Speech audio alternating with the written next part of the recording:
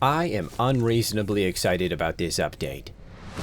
Finally, for the first time since I caught a wild tuna in my neighbor's pool, I can go fishing and have something to show for it. The No Dudes Atmosphere Aquarius update is everything I was hoping would follow up the World's Part 1 update, except for the fact that it's not the World's Part 2 update. This update has everything.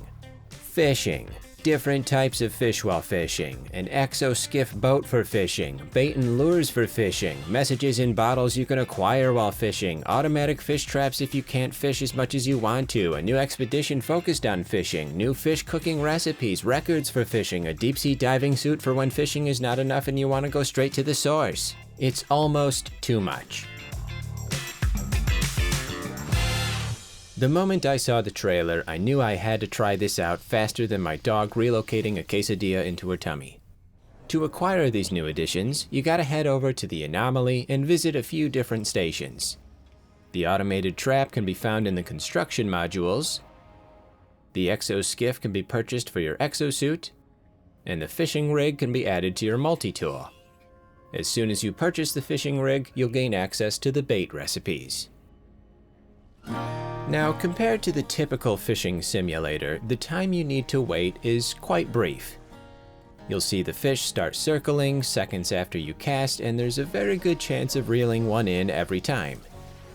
All you have to do is open the sub-menu, then Utilities, choose your bait, and pick a spot to cast. It's much more automatic when you're standing on the exo skiff, but if you're somewhere else, like on the shore or on the back of the toilet, you can just switch to the fishing pole like you would for any other deadly multi-tool weapon. Once the line turns green, press and hold to remove the fish from its family and change the way it perceives strangers forever. I'd describe this fishing experience as a much more forgiving Animal Crossing.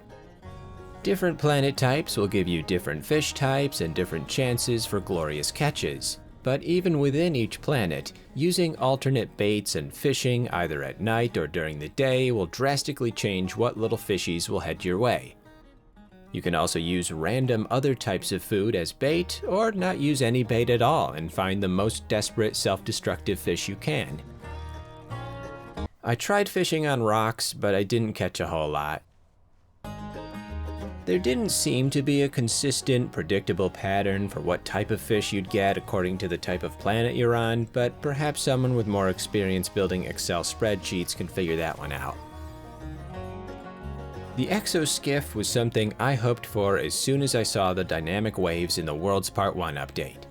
It's not too large, but by my calculations you can still fit at least 13 friends on it, if you're all very comfortable with each other. The only problem is, it's not really an exocraft, because you can't pilot it.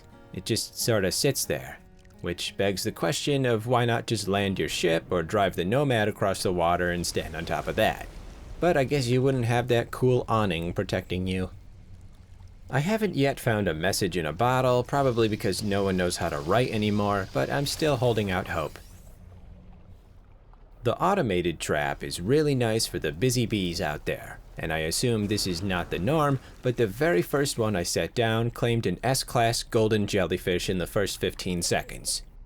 Therefore, happy piggy.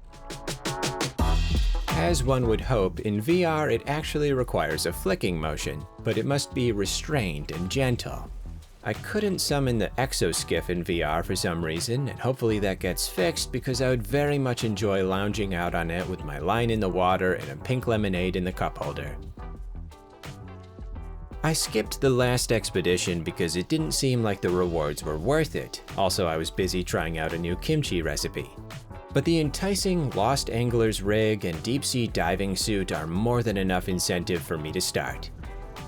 All in all, this is a wonderful little update that challenges my short attention span and offers many delightful additions for those wanting to do a Jack Sparrow impression. If I had one grievance, it's that you can't throw the line 400 yards into the ocean, as TikTok has convinced me is possible. I would talk more about it, but I need to try out some new bait to get a slippery little eel. Now, go, go, go. I gotta make some memories. What do you think of the Aquarius update? Is it everything you ever hoped for? What are you gonna do with your fishing rig? Are you gonna fish with it? What are you gonna do with it, huh?